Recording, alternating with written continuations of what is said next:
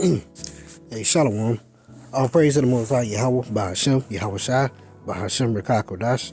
Double honors to the apostles and elders of Great Millstone who rule well. Peace and salutation to you, brothers who elect push this word in truth and sincerity. Alright, back with another article here. This article is from June the 21st. Let's see, today is June the 30th, so it's still relevant, alright. This one is pretty much dealing with these blackouts that are coming, all right, because it's not just here in America. It's a global thing, okay. That's the thing you people got to realize about what's going on here is it's not just these events or these things that are occurring here in America. Inflation is not just occurring here in America, okay. Gas prices are not just high here in America, all right. Uproars of the people are not just occurring over there in these other countries, okay. These things are coming here, and these things that happen here are happening over there, in these different countries too. All right, so this is a global thing. So now when you see these different prophecies, or when you see these different things or events or whatever coming to pass, understand that it's happening on a global scale, not just local, not just national, but international. All right, so I want to go into these blackouts here. And it says, blackouts could be coming to your state. Here's how to prepare. And think about this. Whenever they say something could happen, or this is on the rise, or on the verge of this, or all that type of technology, it's coming. Okay, it's going to happen. Now, it may not happen right now. It may not happen next week, next month. Hell, maybe even next year. But the way things are happening, they happen speedily. All right, but they try to put things off. Okay, but just know that it is going to happen, especially if they keep on talking about it. So don't be surprised when your power gets shut off and it's in the middle of the summer. It's 110 degrees outside and you ain't got no power due to them trying to relieve stress off the power grid. Okay, do not be surprised. All right, but it says blackouts could be coming to your state. Here's how to prepare. Now, I'm not really going to go through the steps to the preparation or whatever that they list, because that's not the whole point of this video. All right.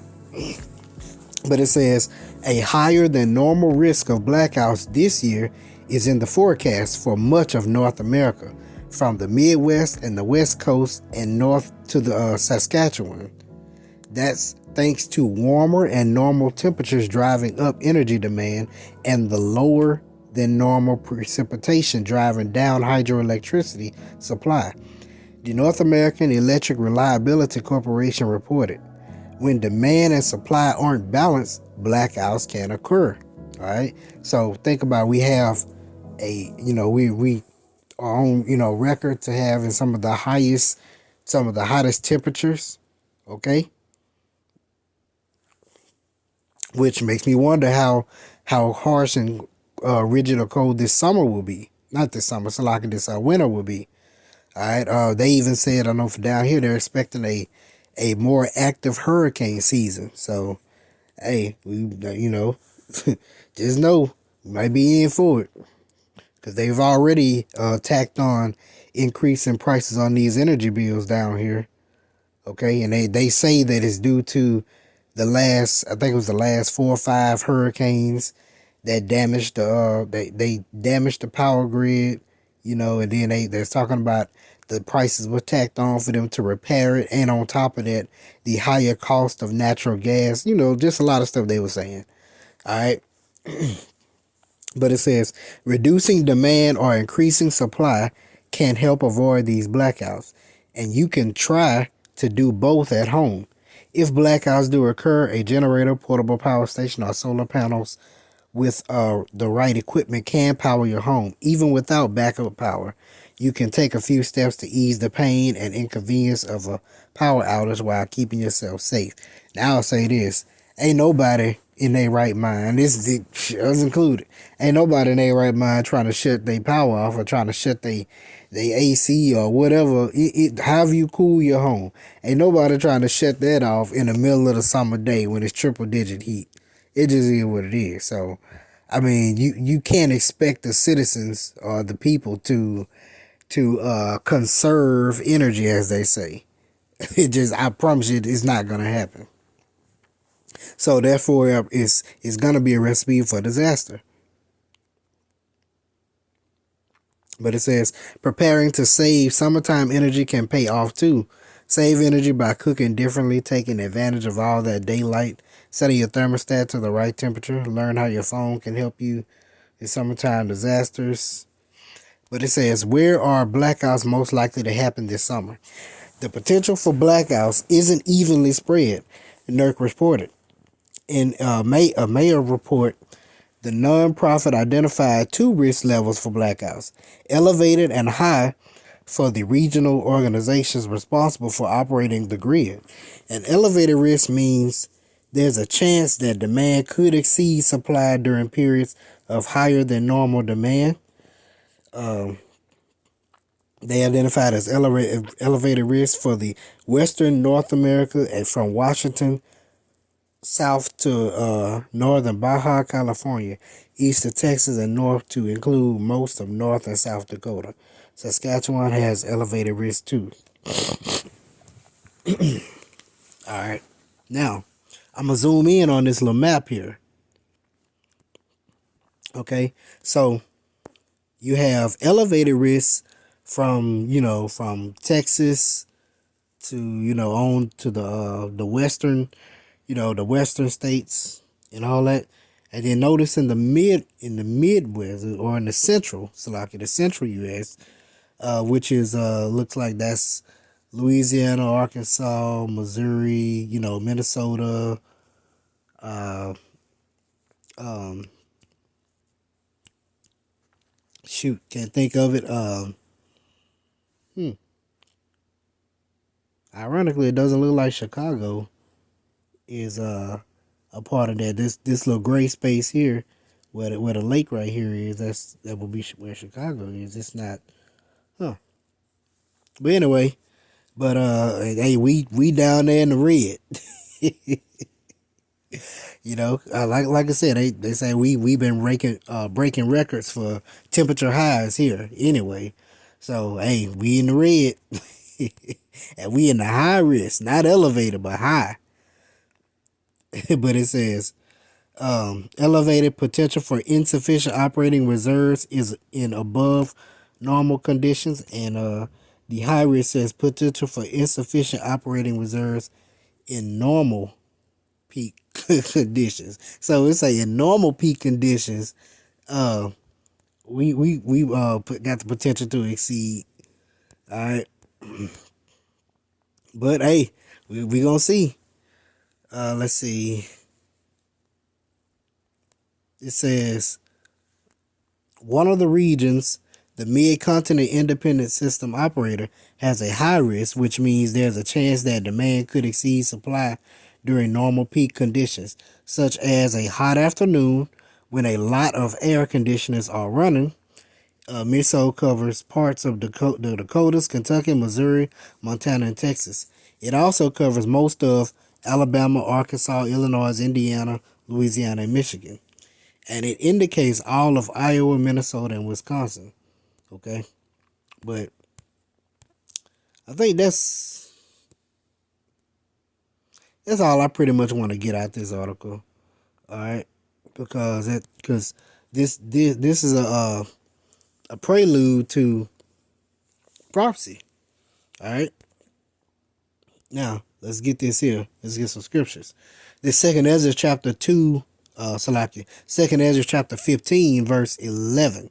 It says, but I will bring them with a mighty hand and a stretched out arm and smite Egypt's, which is the house of bondage, okay, with plagues as before, and will destroy all the land thereof. We're in the house of bondage here, and it's a spiritual Sodom in Egypt, okay?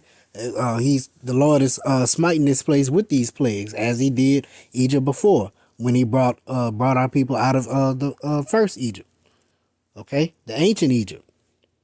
All right. Matter of fact, let's get the account in Exodus of the plague of darkness. Let's see.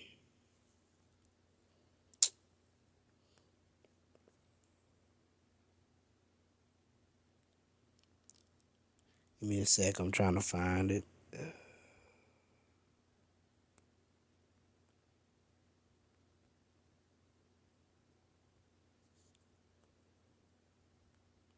Here it is. Exodus chapter 10, verse 21. And the Lord said unto Moses, stretch out thine hand toward heaven, and that there may be darkness over the land of Egypt, even darkness which may be felt. Now that's a hell of a type of darkness. It says a darkness that you can feel. Think about how you may feel something breathing over your neck or breathing over you. You can feel something on your skin. It's like it's nothing there, but you can feel it, that eerie feeling. It's kind of hard to describe, but that's a type of darkness that you can feel. Okay. It says that Moses stretched forth his hand toward heaven, and there was a thick darkness in all the land of Egypt 3 days. They saw not one another, neither rose any from his place for 3 days. So they was stuck in the house. They didn't see each other for 3 days. They obviously they couldn't go nowhere. They couldn't do nothing. You couldn't work. Okay, you couldn't work. You couldn't grab the food. You couldn't cook. You couldn't go get water. Think about all that you couldn't do during that time. Okay. They saw not one another, neither rose from his place for 3 days. But all the children of Israel had light in their dwellings. See that? So the Lord, he blacked out the people of Egypt, and he gave our people light. Now, let's get this in Wisdom of Solomon, because you can kind of get an even a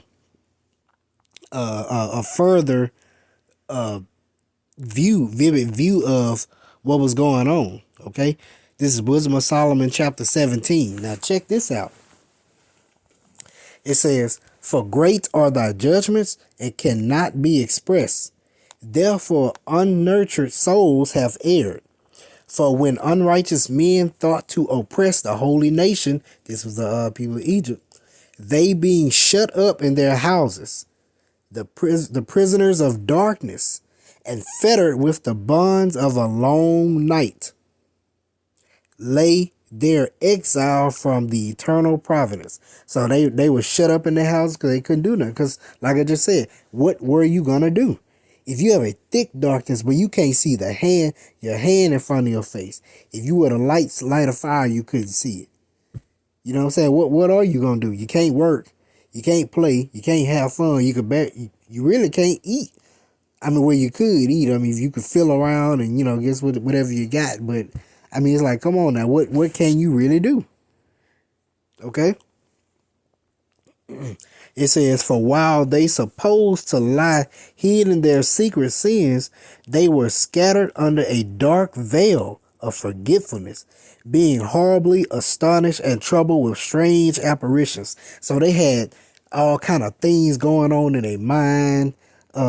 It says strange apparitions. So things were playing out, imaginations. The Lord was plaguing these people, man. All right. They may have felt something crawling on them and wasn't nothing there. Felt rats or something. Man, you don't know what the Lord was plaguing in their mind. They could probably hear the cries of each other, hear each other's thoughts, the murmurs, the rumblings, whatever. All right. For neither might the corner that held them keep them from fear, but noises as of waters falling down sounded about them, and sad visions appeared unto them with heavy countenances. No power of the fire might give them light. So they couldn't even light a fire and see it. They couldn't light a candle, light a match, they couldn't light anything to give them any light. No power of the fire might give them light, neither could the bright flames of the stars endure to lighten that horrible night. So they couldn't see the sun, they couldn't see the stars, they couldn't see the moon. That all they saw was blackness.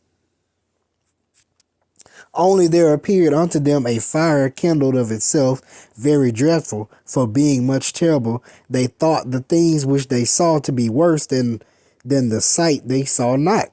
You see that?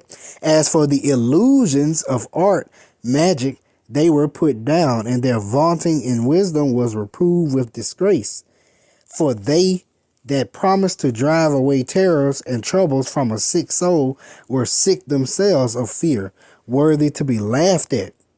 For though no terrible thing did fear them, yet being scared with beasts that pass by and hissing of serpents. See that? So they hearing beasts, they hearing serpents, they getting visions, they getting apparitions, all kind of things are coming to their mind that's there, that's not there. That's what I mean, man. You don't want to play with the Lord. The Lord can plague your mind. He ain't gotta physically do anything to you. He can make you think something is happening when nothing is really happening. He could really plague the shit out you. All right. They died for fear, denying that they saw the error which could of no side be avoided. For wickedness, condemned by their own witness, is very timorous, and being pressed with conscience always forecasts of grievous things. For fear is nothing else but a betraying of the succors which reason offereth. And the expectation from within being less account of the ignorance more than the cause which bringeth the torment. But they sleeping the same sleep that night, which was indeed intolerable, and which came upon them out of the bottoms of inevitable hell. They couldn't even sleep. They were partly vexed with monstrous apparitions, there it is again, and partly fainted, their heart failing them. For a sudden fear and not looked for came upon them. So then whosoever there fell down was straightly kept shut up a prison without iron bars. So they were imprisoned without being imprisoned. They were imprisoned in their own mind. That's how the Lord was plaguing them. For whether he were a husbandman or a shepherd or a laborer in the field, he was overtaken and endured that necessity which could not be avoided. For they were all bound with one chain of darkness, whether it were a whistling wind or a melodious noise of birds among the spreading branches, or a pleasing fall of water running violently, or a terrible sound of stones cast down, or a running that could not be seen of skipping beasts, or a roaring voice of most savage wild beasts, or a rebounding echo from the hollow mountains. These things made them to swoon for fear. So all those things that they once saw, because they couldn't see it, it brought fear upon them. Okay, for the whole world shined with clear light, and none were hindered in their labor. Over them only was spread a heavy night, an image of that darkness which should afterward receive them, but yet were they unto themselves more grievous than the darkness. Okay, so you see that? See all the different things that the Lord was putting them through within that darkness. Okay, you don't want to play with the Lord. All right, you don't want to play with Yahweh Shema Shai. All right, but that's something that the Lord can do. He could plague you. He could plague these people with darkness, and I'm talking about a gross darkness, a heavy darkness. All right, because I promise you, when the lights go out, these people will go crazy. If the lights go out for an extended period of time, these people will go nuts. All right. But this is just a quick lesson on that. So call on Yahweh Shem Ashai Bashem Kakodash. Hope you're edified. Shalom.